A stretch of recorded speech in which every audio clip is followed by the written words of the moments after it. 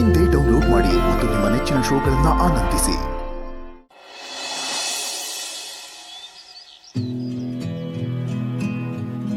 ತುಳಸಿಯವರೇ, late ಆಯ್ತು, ಬೇಗ ಬನ್ನಿ.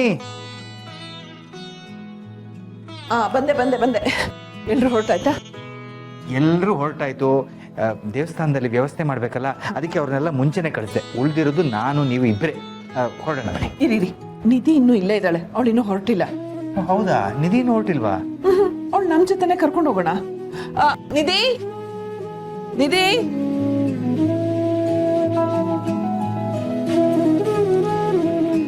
ಅರೆ ಇದೇನಿದು? ನಿಧಿನ್ ಕರೆದ್ರೆ ದೀಪಿಕಾ ಬರ್ತಾ ಇದ್ದಾಳೆ. ದೀಪಿಕಾ, ನೀನ್ ಇನ್ನೂ ಇಲ್ಲೇ ಇದೆಯಾ? ನೀನ್ ಅಭಿ ಜೊತೆ ಹೊರಡ್ಲಿಲ್ವಾ? ಇಲ್ಲ ಅಮ್ಮ, ಜೊತೆಲೇ ಹೋಗ್ಬೇಕು ಅನ್ಕೊಂಡೆ.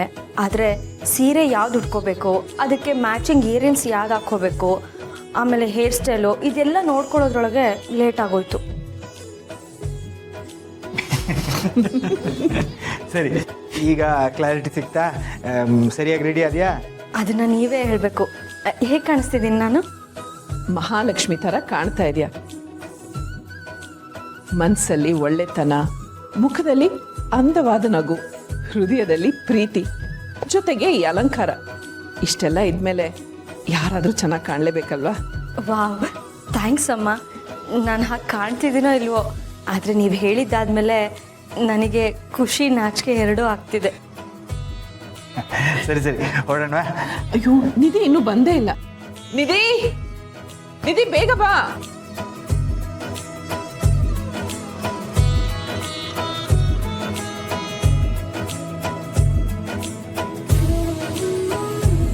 ದೊಡ್ಡಮ್ಮ, ನನ್ಗೆ ಯಾಕೋ ತುಂಬ ಹೊಟ್ಟೆ ನೋವ್ತಾ ಇದೆ. ನಾವಿವತ್ತು ದೇವಸ್ಥಾನಕ್ಕೆ ಬರಲ್ಲ ಪ್ಲೀಸ್.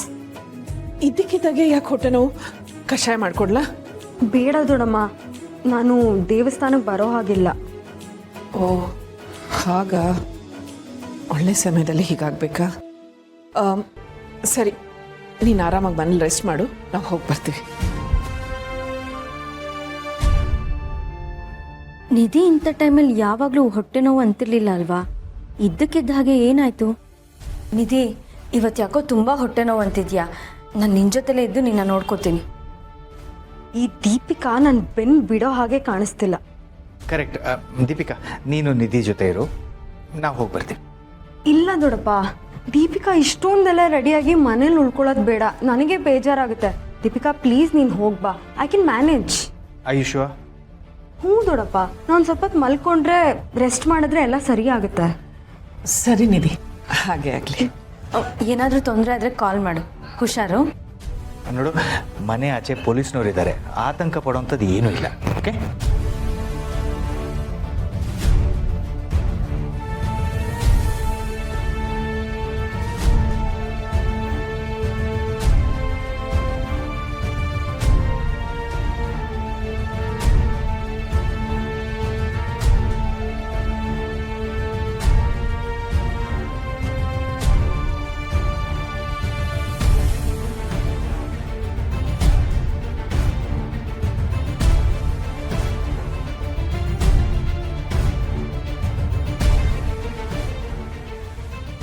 ಏನು ಮಾಮ್, ನೀನು ದಿನಕ್ಕೊಂದೊಂದು ನಂಬರ್ ಚೇಂಜ್ ಮಾಡ್ತಿದ್ಯಾ?